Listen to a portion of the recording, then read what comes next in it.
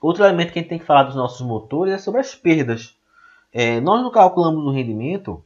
Por que a gente tem esse rendimento? Porque entre a energia elétrica, parte é perda e outra vira eixo. E onde é que tem essas perdas? Eu tenho perda Joule, né, perda por calor, nas bobinas do estator e do rotor, por conta dos condutores de cobre. Então, assim, eu tenho calor gerado no cobre, e nisso eu tenho perda por conta desse calor. Eu tenho as perdas magnéticas estatóricas e rotóricas no estator e no rotor por conta do ferro. Então eu tenho um elemento magnético que fica dentro do estator, tem o elemento metálico que fica dentro do motor, ou desculpe, dentro do estator e dentro do rotor. Naturalmente esses elementos eles têm um resíduo magnético, né? Tem que chama de perda por esterese. E essas perdas elas fazem parte do componente. Então eu tenho essas perdas a mais, dependendo da composição do ferro, da maneira da montagem do motor. Eu posso ter uma eficiência maior, um rendimento menor, um rendimento maior, um rendimento menor. Fora isso, eu tenho um ventilador que vai ter que estar ligado lá para poder fazer a troca de calor. Então eu tenho perda nesse componente. E por fim, os atritos nos mancais, que fecha nossas perdas mecânicas. Se vocês já viram um motor antigo, ele começa a ter barulho, né, um gritozinho. Provavelmente são os mancais, são os rolamentos que estão já bastante gastos. E com o aumento do atrito, você aumenta a perda, então você tem um motor com menos rendimento. Se quiserem olhar numa figura, imagine que isso aqui é um grande motor. Aqui está o meu eixo e aqui está a parte externa. Então, assim, no meu estator tem a perda no ferro e a perda do cobre. Quando eu entro para o meu rotor pelo acoplamento magnético, eu tenho a perda do ferro, perda do cobre. Além disso, eu tenho a perda mecânica por conta dos mancais do eixo, que tem que estar livre para girar. E a perda de ventilação, porque eu tenho que ter um ventilador para poder melhorar a troca de calor e garantir uma temperatura adequada nos motores para aumentar a vida útil. E falando de vida útil, qual é a expectativa de vida útil do motor? O que afeta a expectativa de vida útil?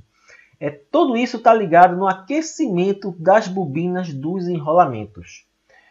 As bobinas elas estão com componentes que isolam uma das outras, ou o esmalte, ou até o papel, o elemento isolante entre cada espira. Se ocorre uma deterioração, se esse componente começa a deteriorar, você vai criar um curto-circuito entre os condutores das espiras. E com isso, no curto-circuito, aí você perde o seu motor. Então, a gente tem estudos que mostram que se você garantir que não tem uma elevação de temperatura na minha máquina, ela tem uma vida útil infinita. Você não consegue definir a vida útil, ela se perde de vista. Mas se você elevar pelo menos em 10 graus a temperatura de isolação do motor, acima do que ter esperado, você levou 10 graus só, a sua vida útil já reduz pela metade. Então, assim, entenda como a temperatura ela afeta muito a questão da vida útil. E aí eu vou ocasionar um envelhecimento desse isolamento, né? Desse isolamento das bobinas, e com isso eu posso criar um curto-circuito interno e aí meu motor vai para o espaço. Ainda falando de vida útil, né? A gente tem que chamar a atenção sobre o que a norma fala sobre classe de isolamento. Ela agrupa os materiais de acordo com a classe de isolamento. A gente sabe que, de acordo com o material isolante colocado, qual é a temperatura máxima que ele suporta em regime contínuo sem que ele perca sua vida útil, né? A norma é a 6085 e aqui tem os itens da norma, onde você mostra que um componente de classe, um isolante de classe F, né, que é a mica, a fibra de vidro, alguns elementos, exemplos dessa classe S, ele suporta até no máximo 155 graus Celsius. Acima disso, ele já começa a se deteriorar. Então, se você garantir que você não vai ultrapassar essa temperatura em cima de uma máquina dessa, de classe F, por exemplo, você sabe que você não tem problema de vida útil dela referente às espiras, né? Você pode ter alguma deterioração por conta dos mancais ou coisa parecida, mas dos condutores em si do isolamento você não vai ter esse problema. Aqui é uma imagem só para mostrar o exemplo do que acontece com a vida útil de acordo com a temperatura. Você está aumentando a temperatura e aí você sai aqui de um motor de 10.000 horas facilmente para uma duração de 100 horas. Então você veja como a perda da vida útil ele tem um decréscimo linear em função da nossa temperatura. No nosso exemplozinho, no nosso motor de 4 polos, olha lá a informação de catálogo, classe de isolamento F. O que quer dizer classe de isolamento F? F, os equipamentos isolantes dentro desse motor possuem uma classe de até 155 graus que ele pode suportar sem a degradação dele.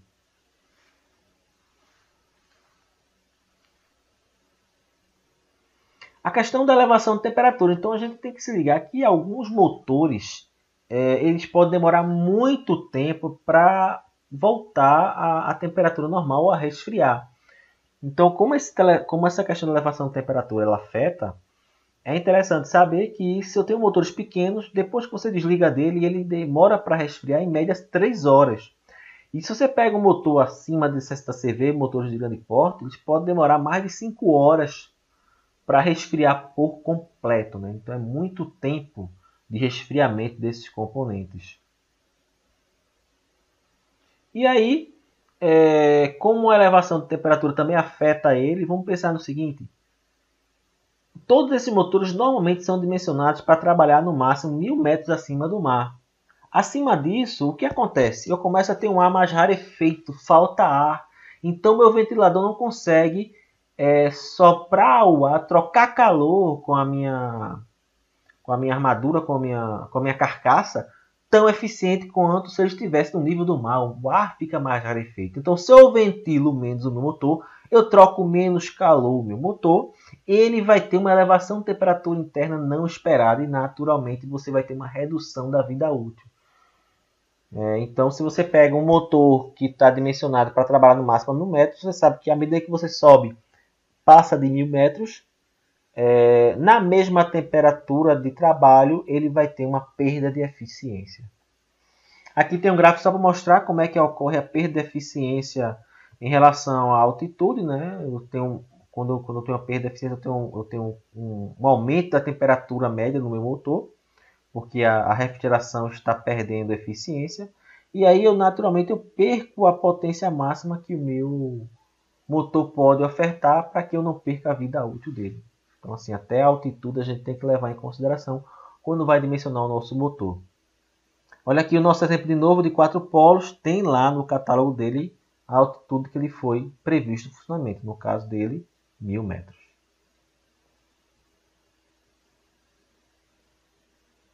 E por fim, o regime de funcionamento. Você quando compra um motor, você sabe que o motor ele pode funcionar de várias maneiras, com vários tipos de casos, com várias situações. E essas situações, a norma IEC 60034 ela padroniza alguns tipos de cargas que o motor pode ser submetido. O normal é que a gente encontre sempre motores projetados com regime contínuo, onde a carga é constante. Deixa eu mostrar meu catálogo de novo aqui. Regime de serviço S1, perceba aqui, o regime de serviço S1, decorem isso. Voltando para lá. É comum que eles sejam projetados para o regime contínuo, onde a carga é constante. E a potência nominal do motor, eu tenho um intervalo definido, né? Mas o que é fundamental que a gente entenda é que a gente tem que conhecer exatamente para que eu quero utilizar o meu motor. Porque dependendo do regime que eu vou utilizar o meu motor, eu posso ter uma perda do meu rendimento ou um impacto na vida útil do meu motor. Vamos mostrar como é que são os regimes, que fica mais fácil de entender. Mas o que é que se pede é que a gente tenha que ter certeza de qual o regime, ou então algo mais próximo possível, de forma que eu consiga solicitar um motor onde ele vai atender de fato a carga que eu vou submeter ele. Ah tá, eu mostrei aqui de novo, nem tinha me ligado, mas tudo bem. Vamos lá, então eu tenho a indicação de qual seria o regime de serviço. Então quais são esses regimes? A 17094 ela especifica os regimes e coloca os símbolos dele. Então, eu tenho aqui o regime S1, que foi aquela marca que está mostrando, o regime de funcionamento contínuo. O que é que mostra? ele tem uma carga constante e ele funciona de tanto continuamente que ele chega a aquecer até a sua temperatura de trabalho normal e se mantém nela. Então ele tem uma perda constante, tá? O que é exemplo disso? Um motor de esteira. Então o motor de esteira ele tem uma carga, normalmente tem uma carga constante. Ele começa a funcionar e só para quando você terminar o seu expediente, assim, vamos dizer. Um outro tipo de regime de funcionamento, o regime de funcionamento com tempo limitado. Um exemplo desse regime seria a nossa bomba centrífuga para a água da caixa d'água. Então, vai ter um momento em que você vai ligar a sua bomba, só que talvez o tempo de funcionamento dela, durante uma carga constante, não seja suficiente para garantir que ela vá chegar na sua temperatura normal, sua temperatura nominal de trabalho. Ela mal chega mal chega a esquentar, você já desliga o motor e ela volta a esfriar. Então, assim, se o motor foi feito para trabalhar uma certa temperatura nominal, o fato de você não chegar a aquecer até essa temperatura vai impactar na eficiência do meu motor. Você está ligando o motor e desligando até esfriar. Depois liga de novo e desliga até esfriar. Né? Então esse comportamento ele é classificado como regime de funcionamento S2. E se você sabe que sua carga é desse tipo, você tem que ter certeza para que você possa comprar um motor que esteja preparado para trabalhar em um regime S2. E temos 10 regimes, não vamos entrar em detalhes de cada um desses, mas são 10 classes de regime. Eu tenho S1 e S2, a S3 que é um funcionamento intermitente, o funcionamento intermitente com partidas, o S4, o S5 que eu tenho frenagem, né? Eu dou uma partida e depois eu coloco uma carga contrária lá, para que ele possa, eu coloco uma carga contrária no meu motor para que ele freie mais rápido, então isso faz criar um aumento de temperatura. Aqui com carga intermitente também. Regime S7, funcionamento contínuo com frenagem elétrica. S8 com mudança periódica em relação à carga e velocidade. São características distintas de cada máquina dessa. Eu tenho aí a S9 com variação não periódica, carga e velocidade. E a S10 seria carga constante contínua. Né? Então todos esses regimes. Mas o mais comum é você comprar um motor com regime de funcionamento contínuo.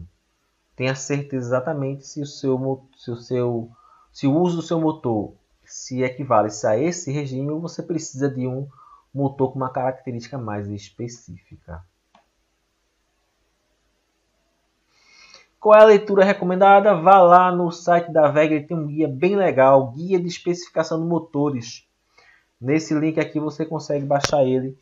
É bem legal porque ele fala das especificações dos motores, da história do motor, mais sobre a questão da temperatura, de altitude, de regimes,